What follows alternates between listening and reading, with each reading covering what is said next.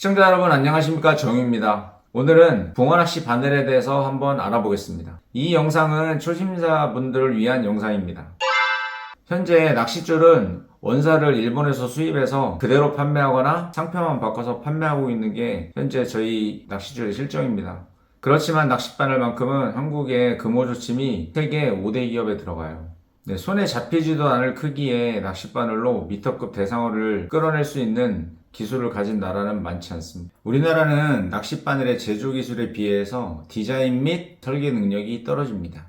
아직도 일본 바늘 디자인을 그대로 본떠서 사용하고 있고, 우리나라 대표 어종인 토종붕어 전문 바늘이 없고 일본의 망상어 바늘을 가져와서 붕어 바늘이라고 사용하고 있는 게 현재 실정입니다.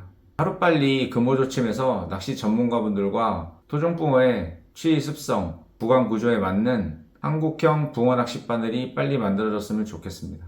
그럼 낚싯바늘 이야기 시작하겠습니다. 바늘 부위별 명칭에 대해서 간단히 알아보겠습니다. 먼저 목줄이 연결되는 바늘 귀 부분이 있고 아래쪽을 허리라고 합니다. 그 다음 턱 굽이, 품, 비늘이라고 합니다. 이렇게 명칭을 알고 계시면 됩니다. 바늘은 일본의 기준을 따르고 있습니다.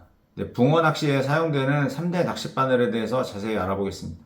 먼저 감성돔 바늘입니다. 진우 바늘이라고도 합니다. 둥근 형태의 품과 길이가 적당해서 물고기가 삼키기 좋고 바늘 끝이 약간 굽어 있어서 한번 박히면 절대 안 빠집니다. 강도와 예민성이 적절해서 붕어 낚시에 많이 사용됩니다. 강성돔 1호 바늘은 떡밥 및 옥수수 낚시에 사용되고, 2호 바늘은 지렁이, 3호 바늘은 지렁이 및 새우 등의 생미끼 낚시에도 많이 사용됩니다. 다음은 뱅에돔입니다. 뱅에돔 낚시 바늘은 종류도 많고 가장 세분화된 바늘입니다. 크게 세 가지가 있는데 구레, 이두메지나, 오나가 구레, 이렇게 세 종류가 있습니다. 일본어로 구레와 메지나가 뱅에돔입니다. 구레 바늘은 뱅에돔 바늘의 표준형이고 장점은 작지만 강하다는 겁니다. 힘은 센데 입질은 약한 뱅에돔을 겨냥해서 만들었기 때문에 대물 붕어 낚시에도 많이 사용합니다. 물고기가 쉽게 흡입할 수 있는 구조를 가지고 있기 때문에 저소음기 붕어 낚시에도 많이 사용합니다. 단점은 약간 무거운 건데 단점을 보완하기 위해서 경기용 구레 낚시 바늘도 나와 있습니다.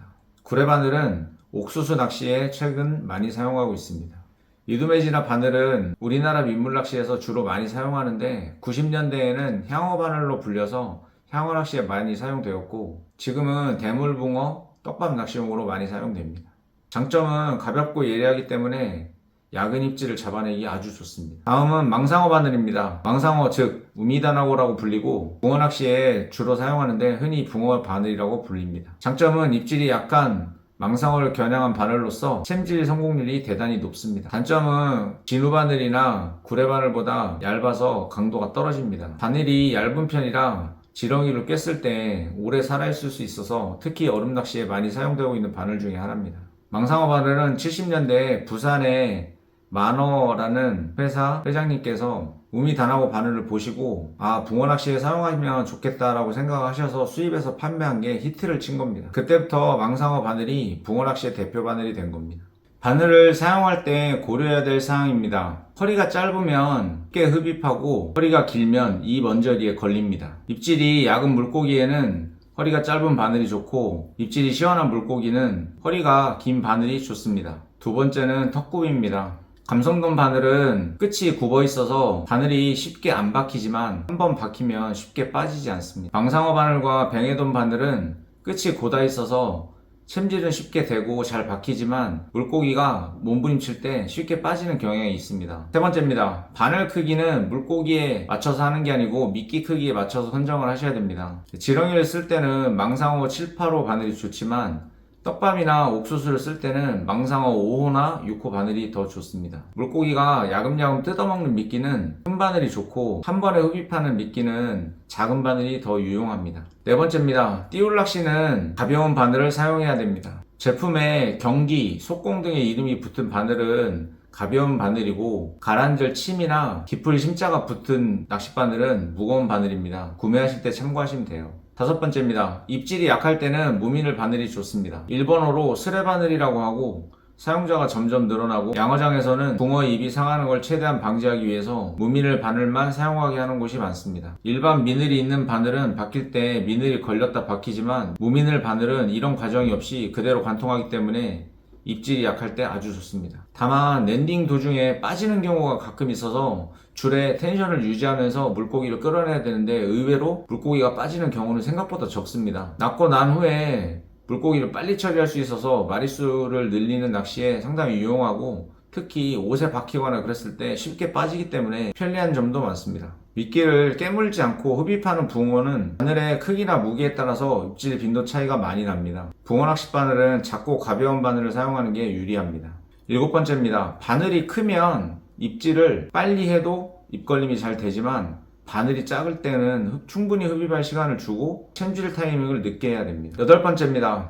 대어를 공략할 경우에는 고급 낚싯바늘을 사용하세요. 물고기를 랜딩하다가 바늘이 빠지는 경우는 작은 물고기보다 큰 물고기를 걸었을 때 빠지는 경우가 더 많습니다. 그 이유는 큰 물고기의 딱딱한 주둥이를 바늘이 꿰뚫지 못해서 그렇거든요. 그때 비슷한 바늘을 사용하면 확실히 관통시키기 때문에 바늘이 펴지거나 부러지는 경우가 상당히 적습니다. 9번째입니다. 큰 물고기를 낚는 데는 큰 바늘이 좋다고 생각하시는데 휘어지거나 부러진 경우를 보면 작은 바늘보다 큰 바늘일 경우가 더 많습니다. 작은 바늘은 끝이 더 예리하기 때문에 깊숙이 박혀서 의외로 잘 부러지지 않지만 큰 바늘 같은 경우에 설 걸리면 쉽게 펴지거나 부러지는 경우가 많아요. 깊이 박히면 작은 바늘도 부러지지 않습니다.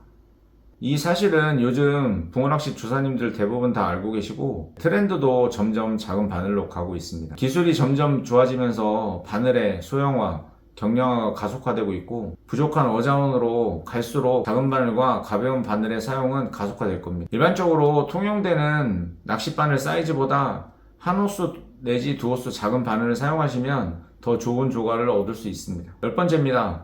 낚시 중에 밑걸림이 발생하면 낚싯바늘 끝이 무뎌졌는지 꼭 확인을 하세요. 낚싯바늘 끝이 무뎌졌을 때 확인하는 방법에 대해서 보여드리겠습니다. 바늘 끝이 무뎌졌는지 확인하는 방법에 대해서 설명해 드리겠습니다. 바늘 끝부분이 예리하잖아요. 손톱 위에다 대고 잡아당겼을 때 손톱에 기스가 나면 이거는 예리한 바늘이고 기스가 났죠? 이런 경우에는 이게 바늘이 예리한 겁니다. 근데 그냥 좀 미끄러질 때가 있어요. 그럴 때는 바늘을 교환하셔야 됩니다. 같은 호수 바늘에 대한 무게와 용도별 구분입니다. 참고하세요.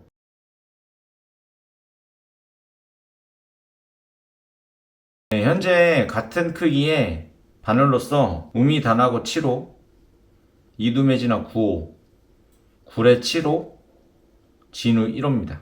이 중에 무거운 순서는 구레, 이두메지나, 진우, 우미 단하고 순이에요.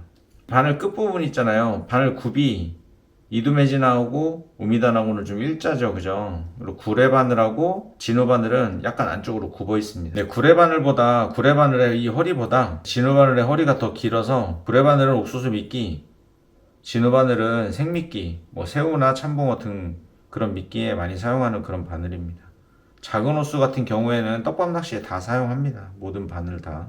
네, 어떤 바늘을 사용할지 선택은 시청자 여러분이 원하시는 바늘을 사용하시면 되겠습니다. 낚시하다가 밑걸림이 발생했는데 너무 바늘이 작아서 확인이 좀 어려울 때도 있거든요. 그럴 때는 미심쩍으면 그냥 바늘을 교환하시는 게 훨씬 낫습니다. 네, 지금까지 붕어낚시 바늘에 대해서 알아봤고 다음에는 더 좋은 주제로 찾아뵙겠습니다.